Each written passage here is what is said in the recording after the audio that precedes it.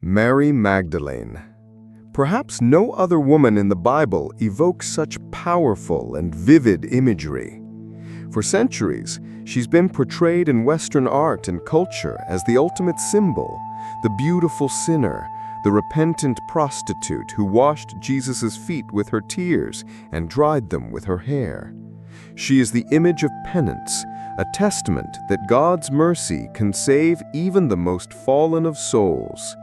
It is a powerful and familiar image, but what if that entire image is wrong? What if the story of the sinful Mary Magdalene is actually a historical mistake, one that has persisted for nearly 1,500 years? The truth is, if we return to the original texts, there is not a single line in the Bible that says Mary Magdalene was a prostitute. So where did this legend come from? Historians have traced its origin to a sermon in the year 591 AD by Pope Gregory the Great. In an effort to simplify the narratives, the Pope conflated Mary Magdalene with two other completely unrelated women from the Gospel of Luke. First, the anonymous sinful woman who anointed Jesus' feet with her tears, and second, Mary of Bethany, the sister of Lazarus. This merger created a composite character, a super Mary, who embodied both devotion and a sinful past. This image became incredibly popular and was cemented in the public consciousness. But that is not the historical person. To find the real Mary Magdalene, we must peel away these thick layers of legend and return to the earliest evidence. We must ask a simple question.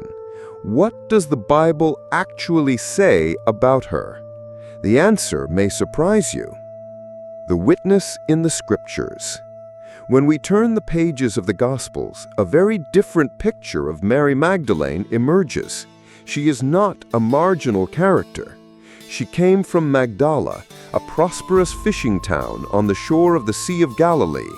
The Gospel of Luke tells us she was one of several wealthy women who provided for Jesus and his disciples out of their own resources.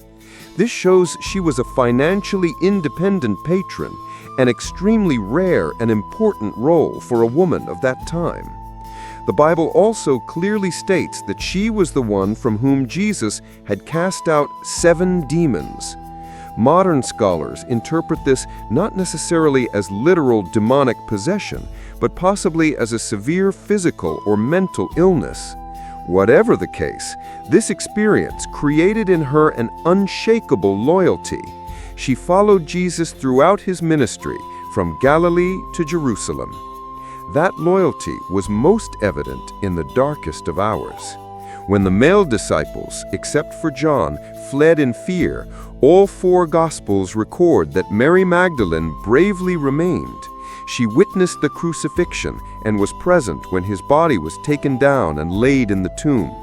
She was a witness until the very end. But her most important role, the climax of her story, occurred 3 days later. All 4 Gospels agree on a stunning detail. Mary Magdalene was the first person to see the resurrected Jesus. In the Gospel of John, she is the one Jesus spoke to first, and he gave her a sacred mission: "Go and tell my brothers."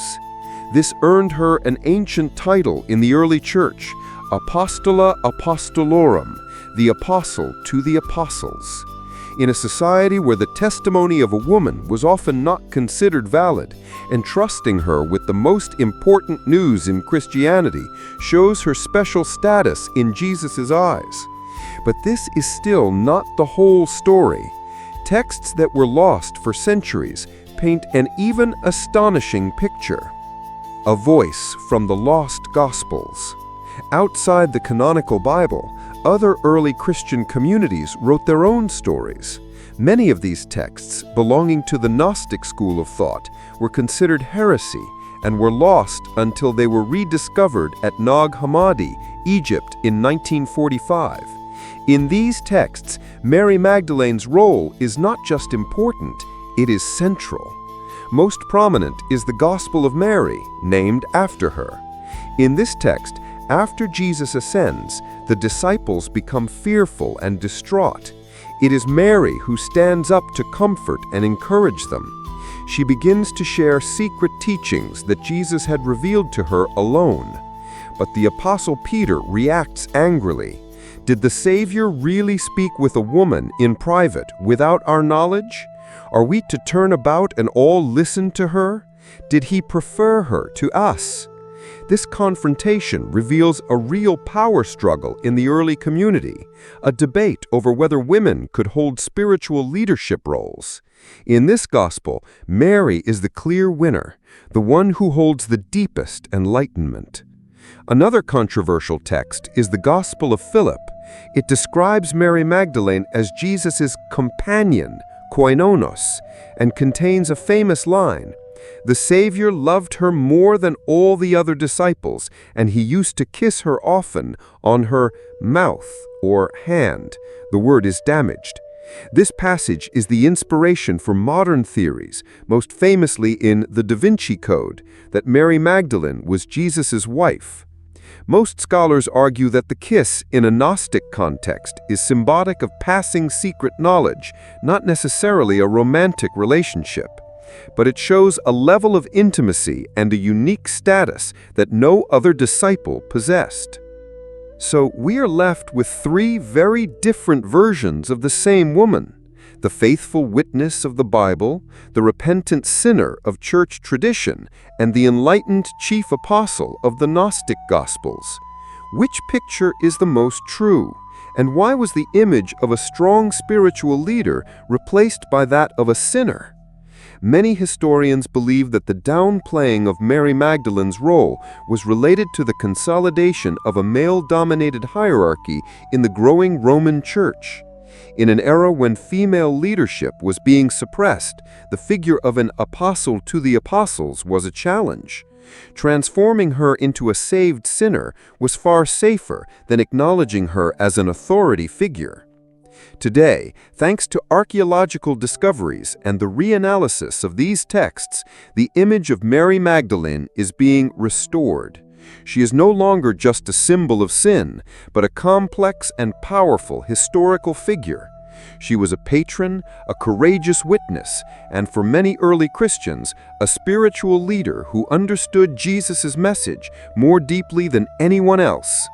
Her story reminds us that history is often written by the victors, but sometimes the voices of the forgotten can still rise from the desert sands, challenging us to look again and to question the stories we thought we knew. The true legacy of Mary Magdalene may not lie in whether she was a sinner, a wife, or an apostle, but in the fact that she was so important that people have been arguing about her for 2,000 years.